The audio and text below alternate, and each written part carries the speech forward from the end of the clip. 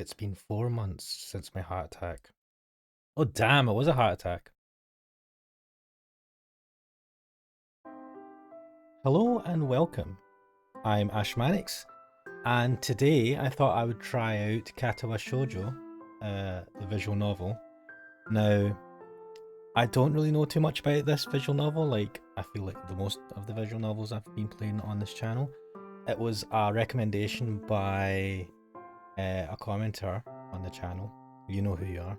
And it's free, so I thought, hey, why not try this out? Though there might be some not safe for work stuff in this, so I have to be careful. But yeah. So shall we start?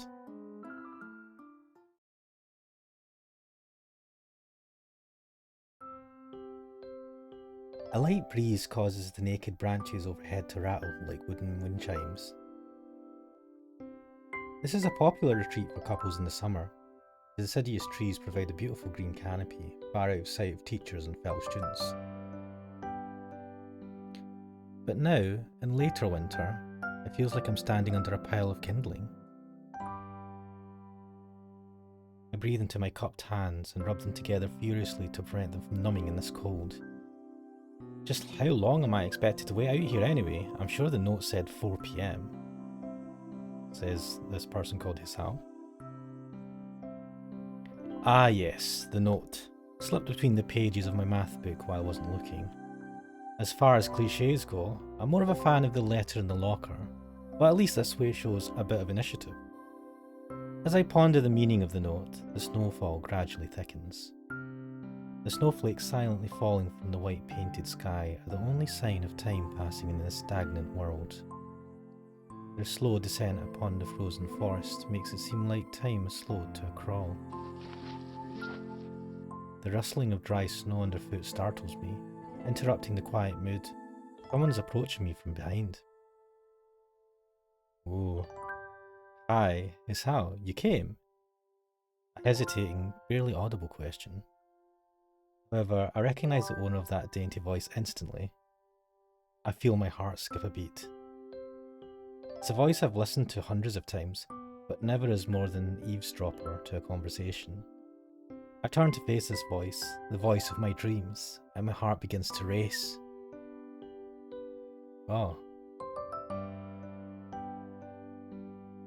Wait, is this person going to declare their love for him or something? Iwanako? I got a note telling me to wait here. It was yours? I spent all afternoon trying to come up with a good line, and that was the result. Pathetic. Yes. I asked a friend to give you that note. I'm so glad you got it. Shy, joyous smile that makes me so tense I couldn't move a single muscle even if I tried. Okay, what's this? My heart is pounding now, as if it were trying to burst out from my chest and claim this girl for itself. So, here we are, out in the cold. Once again, the wind stirs up the branches. The cacophonous noise is music to my ears. Iwanako flinches ever so softly against the gust of wind. As it passes, she rights herself, as if supported by some new confidence.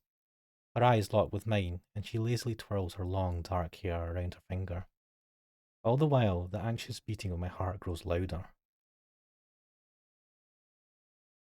My throat is tight.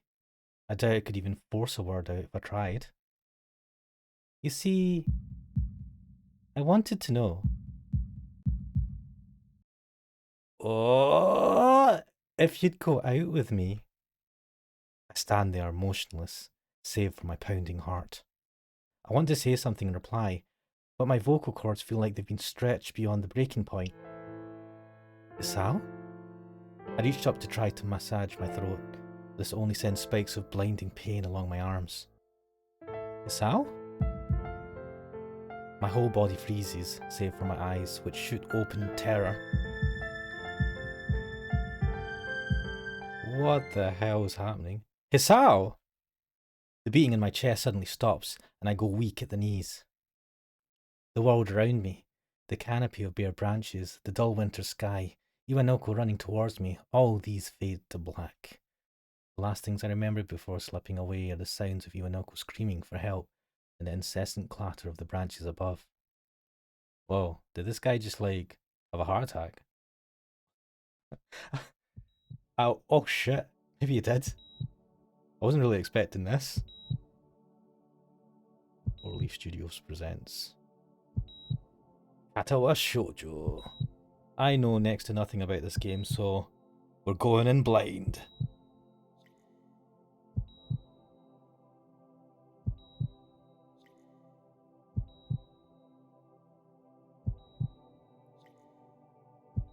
Looks like our man's in the hospital.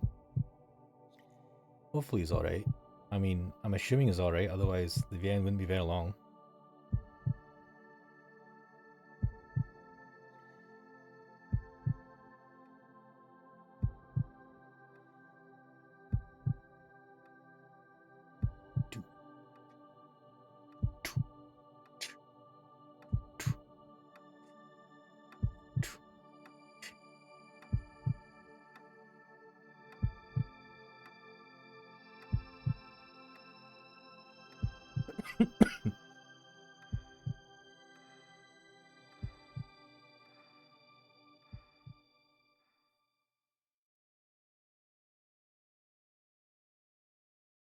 It's been 4 months since my heart attack. Oh damn, it was a heart attack.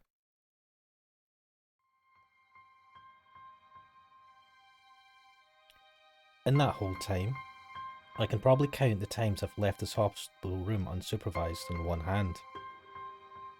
4 months is a pretty long time when you're left alone with your thoughts, but I've had plenty of time to come to terms with my situation.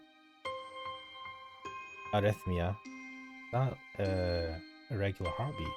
A strange word, a foreign alien one that you don't want to be in the same room with. A rare condition. It causes the heart to act erratically and occasionally beat way too fast. It can be fatal. Apparently I've had it for a long time. He said it was a miracle that I was able to go on for so long without anything happening. Is that really a miracle? I guess it was supposed to make me feel better, more appreciative of my life. It really didn't do anything to cheer me up. My parents, I think, were hit harder by the news than I was. They practically had 2 hemorrhages apiece. I'd already had a full day by then to digest everything. To them, it was all fresh.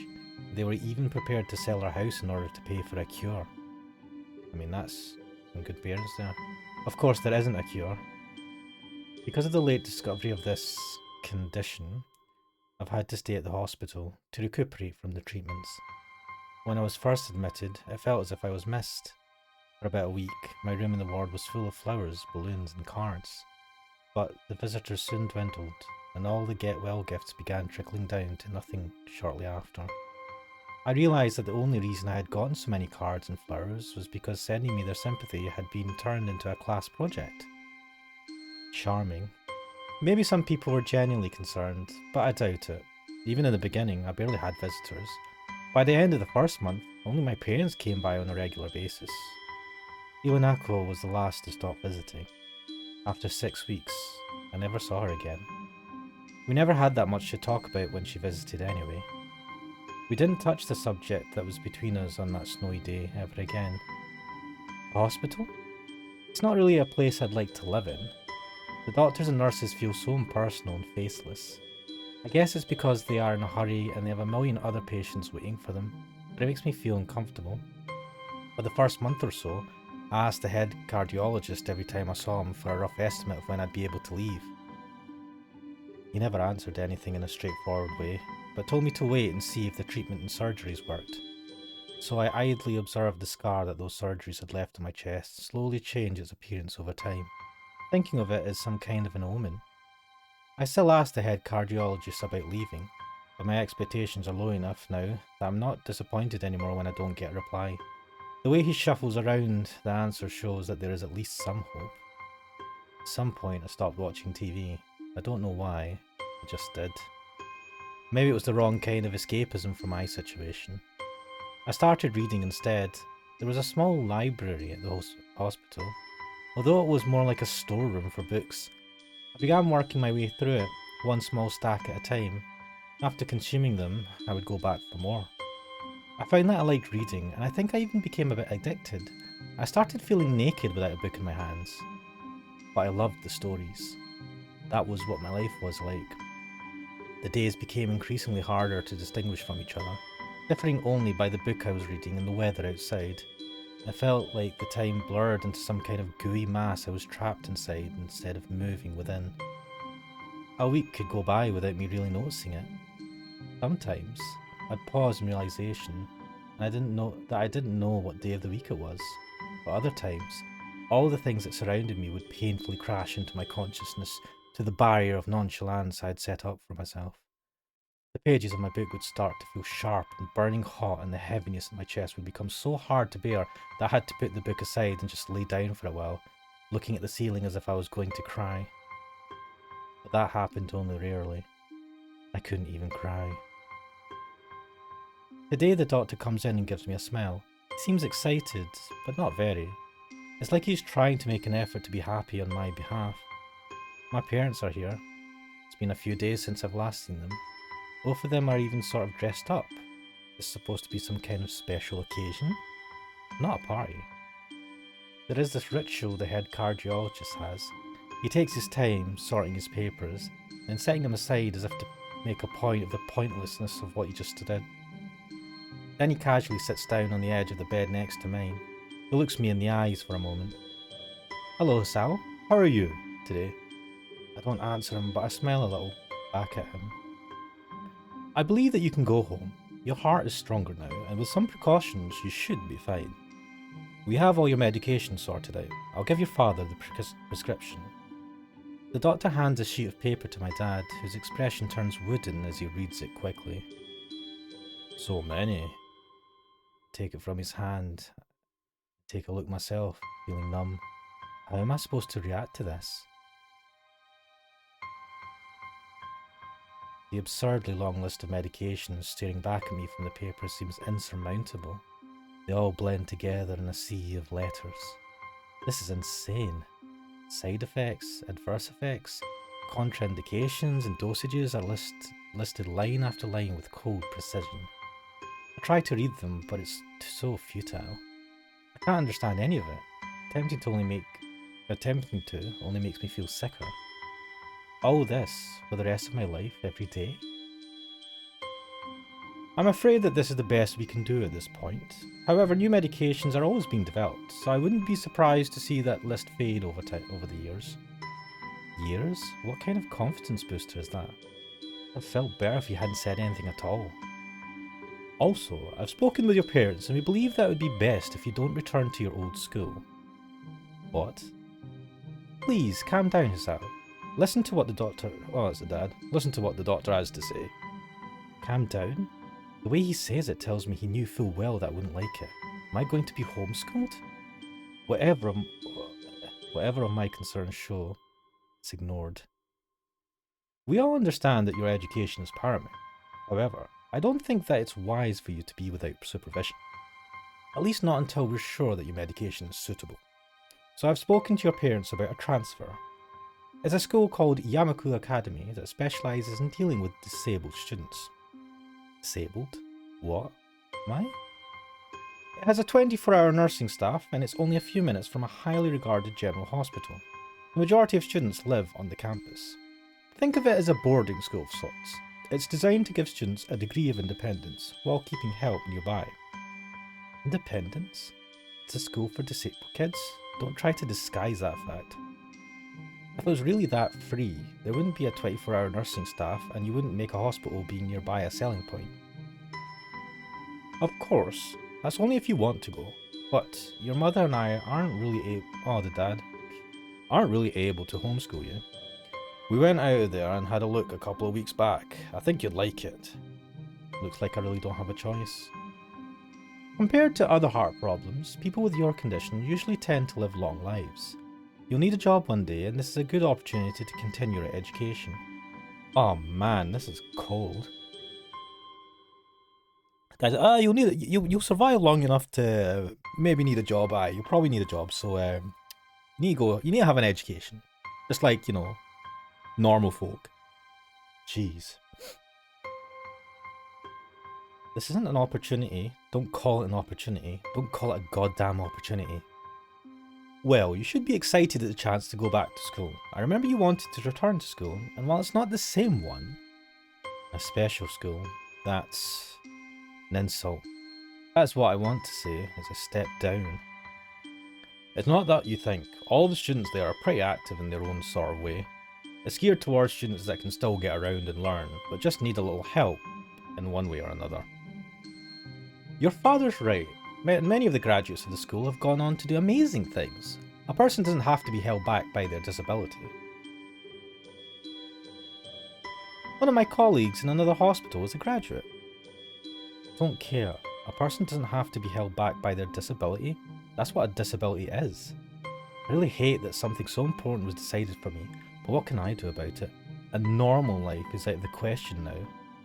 It's funny, I'd always thought my life was actually kind of boring, but now I miss it. I want to protest. I want to blame this lack of reaction on shock or fatigue. I could easily yell out something now, something about how I can go back to school anyway. But no, I don't say anything. The fact is that I know now it's futile. I look around the room feeling very tired of all of this. Hospital, doctors, my condition, everything. I don't see anything that would make me feel any different. There really isn't a choice. I know this, but the thought of going to a disabled school, what are those even like? Much as I tried to put a positive spin on this, it's very difficult. Let me try. Clean slate isn't a bad thing. That's all I can think of to get me through this. At least I still have something, even if it's a special school, it's something. It's a fresh start and my life isn't over. It would be a mistake to just resign myself to thinking that. At the very least, I'll try to see what my new life will look like. Ugh, this is grim.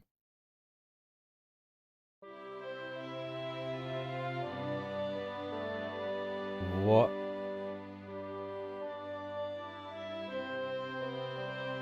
So I'm just going to say at this point, and I forgot to mention this, is that I am playing what's called Act 1, so this isn't the full game. I just thought I'd try Act 1, see how that goes, see if anyone likes it. And if we get any interest, if this seems cool, I'll carry on. Oh, looks like we're at the school. The gate looked far too pompous for what it was. In fact, gates in general seem to do that, but this one especially so. Red bricks, black wrought iron and grey plaster assembled into a whole that didn't feel welcoming at all. I wondered if it looked like that, what a gate for a school should look like, but couldn't really decide. Probably not. Of course, I didn't want to get stuck on thinking about the gate for too long, so I entered through it with a brisk pace that felt surprisingly good. Moving forward feels good. So I walked towards the main building of Yamaku Academy with this brisk pace. I'm alone, as my parents are taking my stuff to the dorms, and there's supposed to be someone waiting for me. The grounds are incredibly lush, filled with green. It doesn't feel like the kind of grounds a school would have, more like a park, with a clean walkway going past trees and the smell of fresh cut grass, and all other park-like things. Words like clean and hygienic pop into my mind, and makes me shudder. I shake them off, stay open-minded now, it's your new life. You have to take it as it comes. That's what I tell myself. A few big buildings loom behind the leafy canopies, too big and too many for just a school. Everything seems off. It's different from what I thought I knew about schools. It's an uncanny valley. Even though I was told this is my new school, in the back of my head it doesn't feel like one. I wonder if the feeling is real or caused by my expectations of a school for the disabled. Speaking of that, I don't see anyone else here. It's kinda eerie. It makes me wish there was somebody here so I could anchor myself to something tangible, instead of having this feeling that I stepped into another dimension. The trees hum with the wind and the green hues flashing all around me catch my attention. It makes me think about hospitals again, how they say that the operating rooms are painted green because green is a calming colour. So why am I feeling so anxious despite all this greenery? Only after I stand in front of the haughty main building, I surprise myself by realising why the gate bothered me. It was the last chance I had to turn back, even if I had no life I could return to. But still, after entering, there was absolutely no way I could go back anymore. Feeling nervous and with the realization set in my head, I opened the front door. A tall man with bad posture notices me as I enter. We're the only people in the lobby, so it's only logical. You must be Niki? Nakai. So you are, excellent. I'm your homeroom and science teacher. My name is Muto. Welcome. We exchange a handshake that is neither firm nor sloppy, and he looks at his watch. The head nurse asked you for a brief check-in visit, but there's no time for that now. Oh, should I go later? Yes, afternoon's probably fine. We should get going and introduce you to the rest of the class. They're waiting already. Waiting for me? I don't really like being the centre of attention, but I guess it's inevitable in a situation like this. Somehow not knowing what is waiting for me makes me feel really nervous. Thinking of this, I almost miss what the teacher is saying. Do you want to introduce yourself to the class? You have a choice. I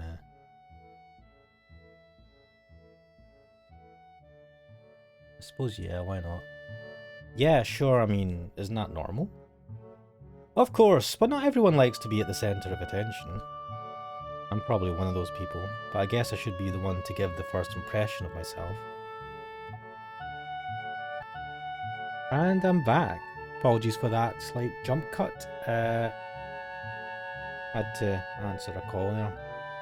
So our main man Hisao is at this kind of school for disabled kids, at least how they've described it. And this seems to be his, or one of his lecturers, one of his teachers. Interesting. This is not how I thought this game was going to go. Kind of interesting to see where this all leads us. Let's see. Right, but it's no problem. Let's go then. My heart is pounding in my chest and it keeps me thinking about my condition as I follow the teacher up the stairs. The third door down the third floor corridor is marked as the classroom for class 3. Muto opens the door and enters. Good morning, everyone. Sorry I'm late again. I hesitate for a split second at the door, freezing on the spot. Get a grip. This is a big step, I know that, but there isn't any point to worrying so much about it, at least not this soon.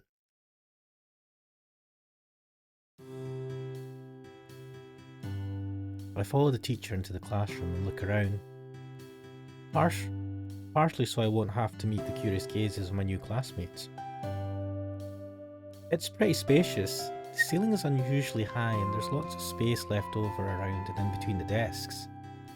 An entire wall taken up by blackboards and the high, old-fashioned windows set at head level only make it seem larger. The students' desks are just standard wooden desks with a shelf underneath for books and wooden chairs with metal frames. Simple and efficient. I stop walking in front of the classroom and face the other students. They all look normal, like students in any other school, but then, why would they be here? Probably like me and have something wrong with them, only it's just not immediately obvious. Then, I notice that one of the girls seems to be missing the thumb of her right hand. It's a little jarring. Despite the natural tendency to listen when someone's talking about you, I tune out the teacher's speech halfway through while he introduces me to the class. I notice a flash of dark hair and see that someone is looking at me. A girl with really long, straight hair that is pretty eye-catching. As she sees me looking back at her, she covers her face with her hands that will make her invisible. There is one boy with a cane leaning against the lockers at the rear of the class. It's weird seeing someone so young with a cane. Another girl seems to be making some weird hand motions. Sign language? She peers at me over the rims of her glasses, then goes back to whatever she's doing. She's kind of cute. So is the cheery looking girl with pink hair sitting next to her. She's really hard to miss. I don't know how I didn't notice her the moment I walked in. Please welcome our newest classmate. He claps his hands and so does everyone else, except one girl in the first row has only one hand. I cringe a little, but hide it by bowing and I'm back again. Sorry about that, I seem to be having a lot of disturbances today.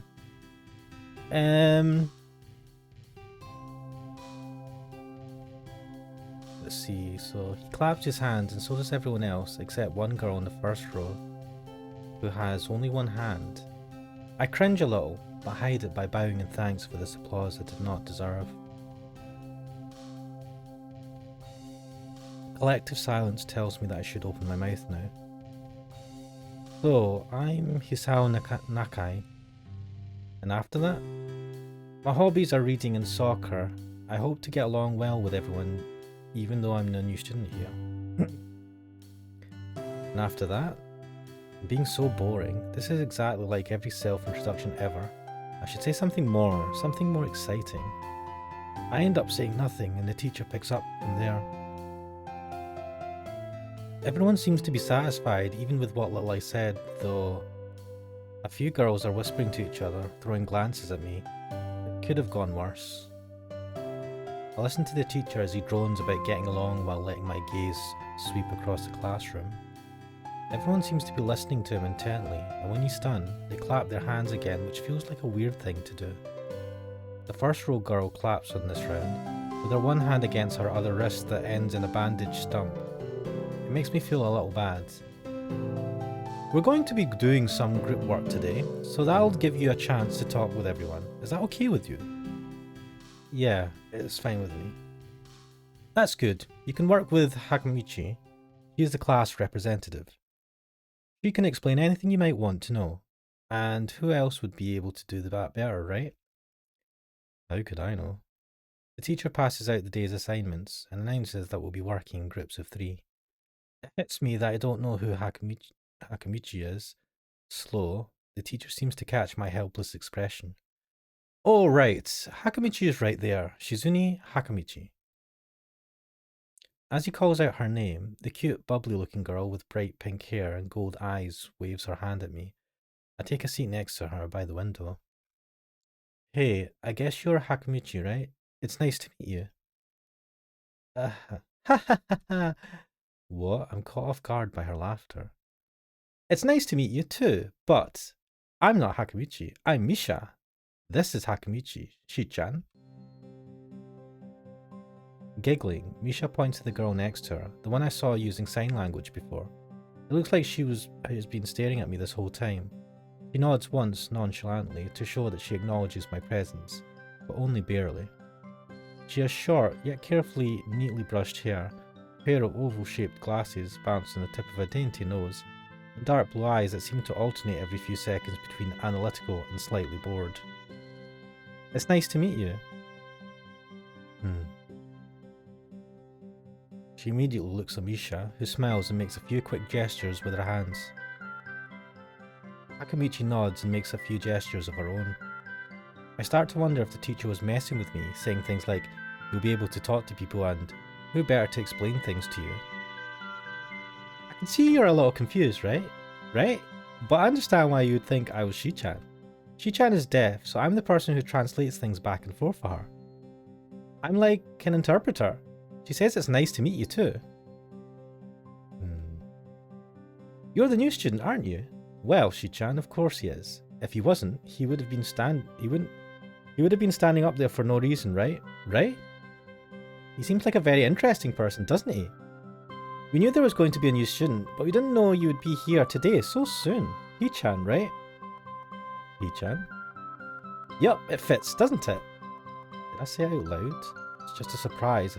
I'd never liked that nickname. I don't really see how. It fits. You look just like I imagined. Yeah, you look just like a He-chan. I wonder why everyone seems to think so. Hakamichi taps her fingers on the desk to get Misha's attention. They gesture back and forth to each other excitedly, their hands a blur. Misha seems a little overwhelmed. Sorry about that. He-chan wants you to know that she's the class rep, so if there's anything you need to know, you can feel free to ask her. Do you like the school so far? We can show you around a little if you haven't had the time to walk around and familiarise yourself with it. Misha stumbles with the hard word a bit, making it stick out in her otherwise fluid translation. Thanks, that would be pretty helpful. Yeah, I just kind of came straight to class today. That's no good. You should always try to learn as much as you can about where you're going before you go there. Not just with school either. Always, even if it's a trip to the convenience store. Really, Shi-chan? Learn about where you're going? I guess I didn't bother to do that, or just didn't care enough to do so. I didn't look forward to this, even if I committed myself to go along with it half-assedly. But anyway, I don't say anything. Amisha signs something that ends in a shrug. What was that? Seems like it was about me. I feel like slumping over in my seat. Both of them are smiling, but that shrug hit me unexpectedly deeply. You look down. Are you okay? Don't take it the wrong way, please. I hate when people are afraid to ask questions. That's how people learn things, by asking. Asking for help is perfectly normal, as much as needing help. Stop looking like you just failed a test. What? Alright. Ah, and another thing, you don't need to call Shi-chan something so formal like Hakamichi or class rep all the time. Just call her Shi-chan. Oh, that got a reaction. Okay, maybe that's too casual. Maybe Shizune would be more appropriate. Ooh. Yep, Shizune is fine. Yeah, okay, that would be a lot easier for me. I feel a lot more at ease. Both of them seem so friendly, so I feel like an idiot for being so apprehensive earlier. Especially about Shizune, who I assumed would be all business. Well, she still seems like that, just less so I guess. Huh? Alright, we haven't even touched the assignment. We should start work now, or Shi-chan will get mad. The assignment is also kind of long, so we should start now if we want to finish it before the end of class. What? That too! Shizune glares at the two of us impatiently. I don't need to know sign language to understand that. Okay, I get the message. After class, we can take a walk around the grounds together. It's a nice day today, okay? The assignment is actually very challenging to get through, combining aspects of being both difficult and unnecessarily long. Still, we finish it a few minutes earlier than anyone else in the class, despite our later start. Shizune and Misha are really capable. They're quite different though. The class rep is as calm and professional as she looks, while Misha is a lot more playful and girlish, not to mention a little more easily distracted. To be honest, the two of them did most of the work. I feel guilty about that.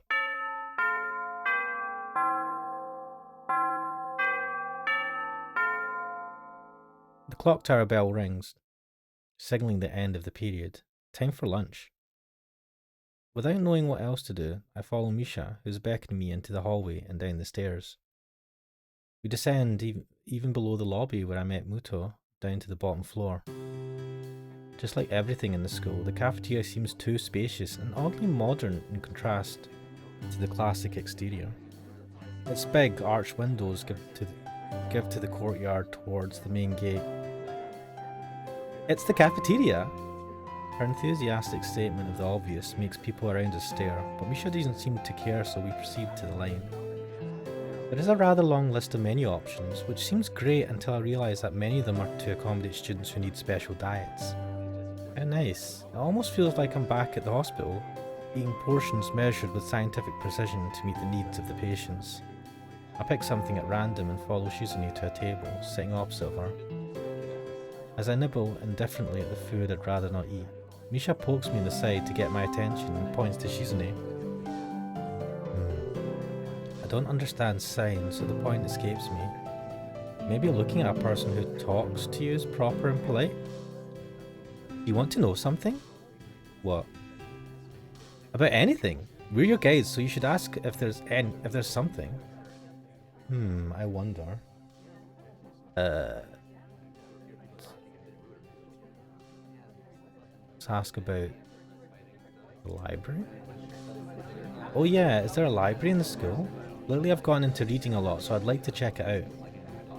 Misha gives the kind of frown that makes it clear she doesn't consider reading a healthy hobby, but then picks up her smile again. There is! It's on the second floor, we can show it to you sometime.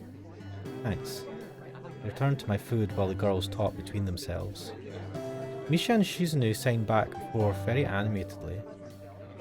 throwing sideways glances at me, but Misha refrains from translating. Maybe they are talking about secret girl stuff or something. I quickly notice a conversation in sign is not enough to fill a silence. We arrive in the classroom early, but we're not the first. The dark-haired girl I noticed before is slumped over her desk at the last row. 1 second.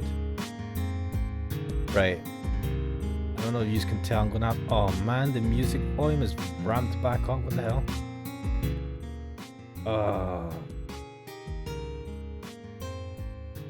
That's a bit better. Ah man. So our man's got some waifu material already. Misha and the class rep, and then we've got the long-haired girl who seems to be kind of reserved. This is... Where's this gonna go? That dark-haired girl I noticed before is slumped over her desk at the last row. She jumps a little when Misha crashes into the room with the elegance of a rhino. She shrinks deeper into her seat. I can feel her tension all the way from here, as if she were slowly turning into stone just from her presence. Oh, that was interesting music cue. Misha and Shizune either don't notice or don't mind it as they walk directly past her to their seats and begin to converse. I'm left wondering about her, even when the classroom slowly fills with other students and finally the teacher. Getting into the rhythm of school feels strange. It's as if my brain remembers how this is done, but my body doesn't. Towards the end of the class I start yawning and counting the minutes left. I shouldn't be this tired on my first day of school. Maybe it's a long time spent in the hospital that made me like this. I'm even feeling physically weak and lifeless.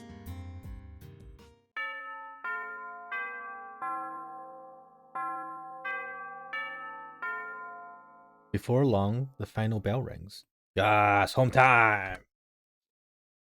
School is finally over for the day. I play video games. And do nothing else. Beside me, Misha and Shizune are having a short conversation. After a bit of deliberation, Misha turns to me. Unfortunately, we can't stay and show you around today, Hee-chan. We've got to hurry already since there's a lot of work for us to do.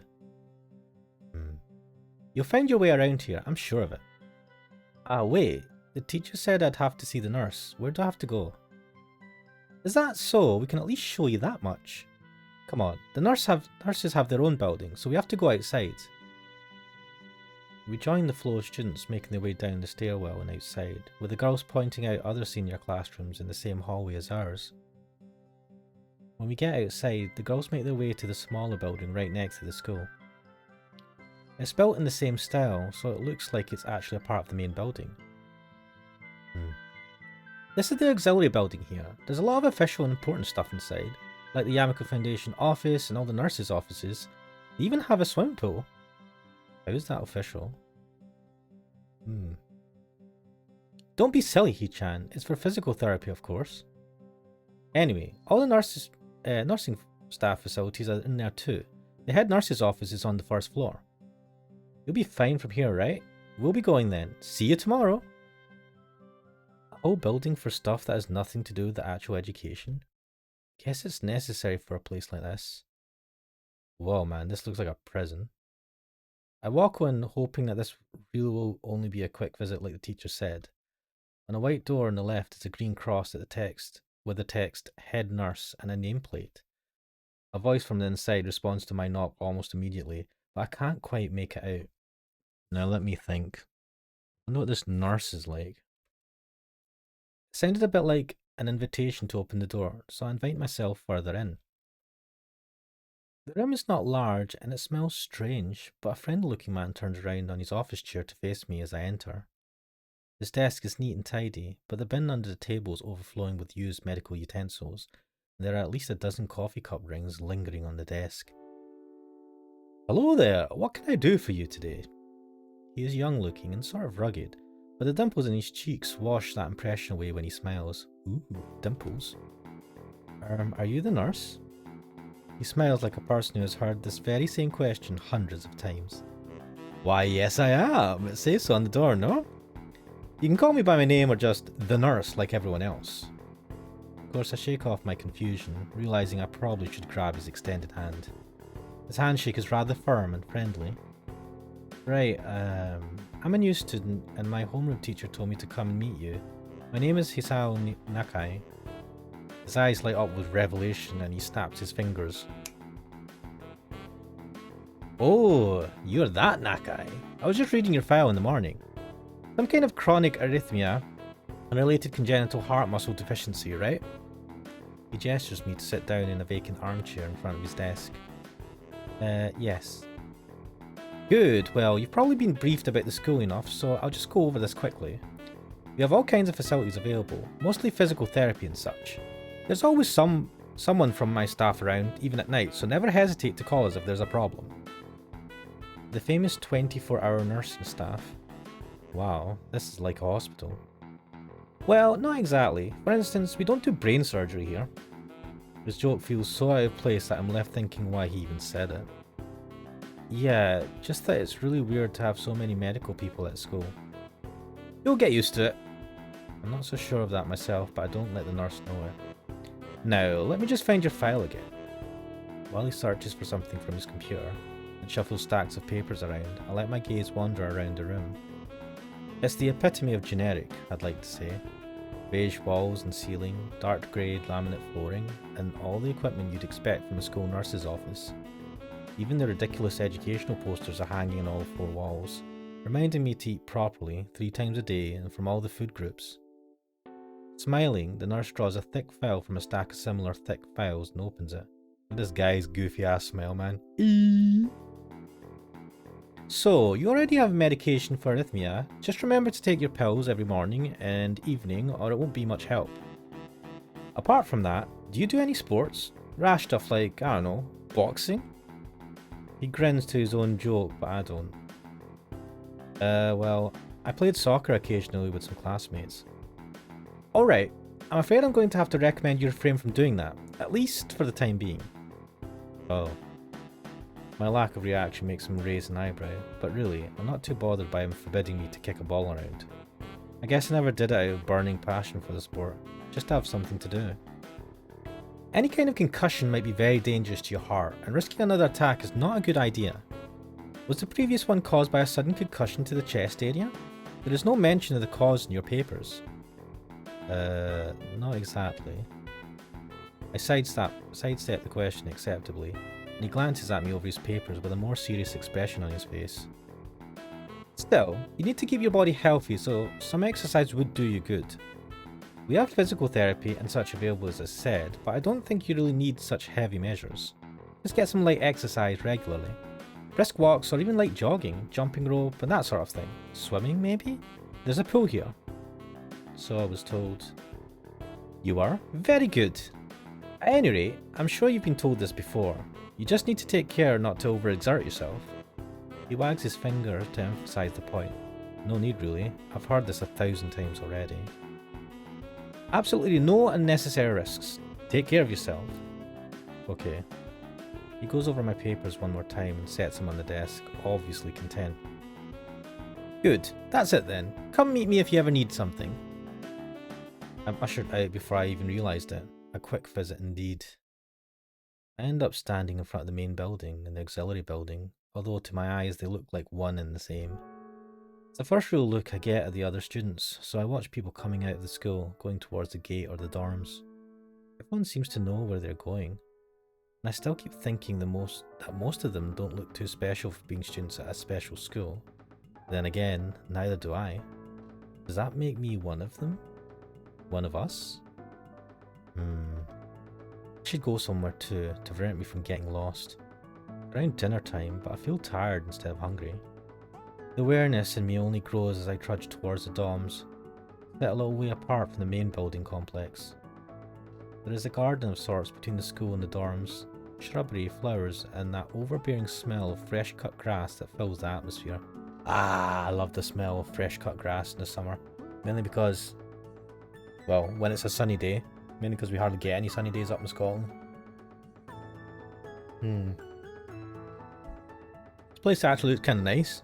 I mean, I wouldn't mind going, like, if my school looked like this, I mean, in terms of looks, I wouldn't be complaining about the looks anyway. It dawns on my tired mind that the smell feels novel because I haven't been outside at all for so long. The dorm building is big and made of red brick, like the others. It feels way too pompous for what it is, so I push forward, going inside. It takes more time than necessary to fish out the key I was given from my pocket. Room 119. Ooh. Despite the ornate exterior, the inside of the dorm is fairly new, functional, and boring. Just like the main building, the halls and doors are wide to accommodate wheelchairs. I poke my head around the corner of the common room door. Inside, a few students are watching the television. One nods and gives a quick hello before turning back to the TV. Seems that only the girls around here are sociable. I suppose that's perfectly fine with me. What? What's this stereotyping, man? Guys are sociable as well. The fuck? Just because you came across 2 sociable girls doesn't mean all the girls are sociable, man. I climb the stairs to the upper floor. Here, small corridors branch off from the main hallway. Each of the minor halls seems to have a toilet and shower, as well as 4 rooms. About halfway down the hall, I spy room 119. Nameplates in the rooms adjacent to mine are blank. I guess there are just 2 of us here. Light shines from below the door of room 117, so I knock lightly. Wait. Like, me personally, I'd be like, oh, someone lives on this floor, good for them. I'm not gonna go and say hello, just hide in my room. Hello, is anyone home? From inside, I hear a few movements, then the clicking of way more locks than I thought these doors had. After a moment, the door squeaks open. Ooh, who's going to be our roommate here? Oh, this guy looks prim and proper. A bespectacled boy is standing in the doorway. He's looking at me very intently through his extremely thick eyeglasses. Who is it? Blind? No, at least not completely. Why would he have eyeglasses if he was? He leans closer to me until our noses are almost touching. His breath stinks of garlic. Isao Nakai, I'm moving into the next room. I thought I should introduce my... His face suddenly brightens in realization and he stands back upright, thrusting his hand out in a smiling greeting almost straight to my diaphragm. Oh, sup dude, the name's Kenji. Sup dude. Sup? Hi. I take Kenji's sweaty hand and shake it, still a little rattled by the sudden change of attitude and vehement welcome. There was some suspicious looking people going in and out of your room earlier. It was probably my parents. Your parents? You sure? Cause they could have been some other people too. You can't judge a book by its cover. His out-of-place proverb is left hanging between us awkwardly as I try to think of some way to respond. I'd say the chances are high enough. He shudders and makes some exaggerated hand gestures. You're a brave man, Hisao. Me, I don't think I could trust the chances. The only one I trust is myself. Damn right, man. Can't trust no one in life. Kenji. Man after my own heart. Does that mean I shouldn't get to know you either? He thinks about this for a while. A wise decision. Damn, you are smarter than you look. Probably. What do you look like? I hope not smart. He squints his eyes and leans closer again, but I lean backwards to dodge it. Never mind, it doesn't matter. With that, he turns, fumbles around for a moment in search of the door handle, and shuts the door behind him. I slide the key into the lock of the door marked 119. Oh, this is some bland ass room. This looks like uni accommodation. Shit uni accommodation.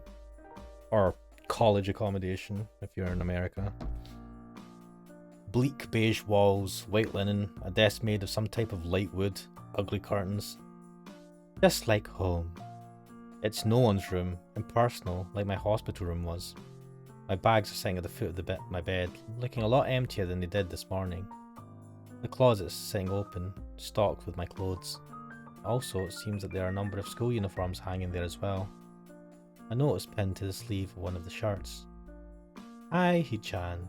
We've unpacked your things and made your bed. They said that if these don't fit, then you should go to the office tomorrow. If you have any problems, you can always call us. Love, Mum and Dad. Cheers. mum and dad leaving me at this. I mean, they seemed. I mean, how much does a school cost? They must have to pay for tuition or something. Feels like a private type of school. I wonder. Well, at least I don't have to worry about unpacking. Yeah, man, that was cool. Packed your clothes for you, man. I kind of hoped I would have. Then there would be something to do. It's still too early. Put the note down on the desktop and lie down on the bed, feeling drained. Lying there makes me want to read something, but I have nothing with me. I wonder if the hospital conditioned me for wanting to read whenever I have nothing to do. The restless urge just keeps growing until I have to stand up. Maybe it's stress or something. I was pretty nervous about it before coming, and for the entire day today too. Still am, I think. I have to distract myself somehow, so I won't be this unnatural all the time. Tomorrow, I'll go borrow some books from the library. Yeah, I'll do that. But for now, the bottles of medication neatly arranged on my night table catch my eye. I pick up one and shake it just to hear the contents rattle inside, and then read the glued-on pharmacy label. Isao Nakai, 2 tablets daily to stay alive. The fuck? What is that type of prescription? 2 tablets daily to stay alive. Yes, that's standard, isn't it? Is that what the fuck? Doesn't really say that. Oh, okay. This is just him. But it could just as well. It's kind of twisted, having your life depend on chemicals like this. I resent it a little, but what choice do I have? Mate, man, I know how you feel, I can understand. With a sigh, I begin my new daily ritual of taking the right number of pills from each bottle, being careful to check the correct dosages. Lie down again, feeling hollow and uncertain. And after that, I keep staring at the blank, unfamiliar ceiling for a long time. Doesn't start looking any more familiar, not even after darkness falls and long shadows draw across my room like fingers. The sheets feel slightly more comfortable, warm and nest-like against the chill that passes for room temperature here. It's in the lighter shades of darkness that is the ceiling, looks like every ceiling does at night, and it becomes the only thing I recognise anymore. The night beckons me to sleep, and I feel the coldness of unfamiliarity and fear creeping up my spine once again. I keep drifting further away from the world I knew.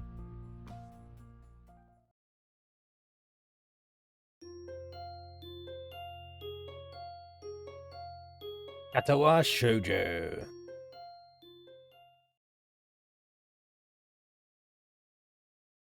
I think what I'm going to do is I'm going to leave it there for now. Seems like a good point to stop.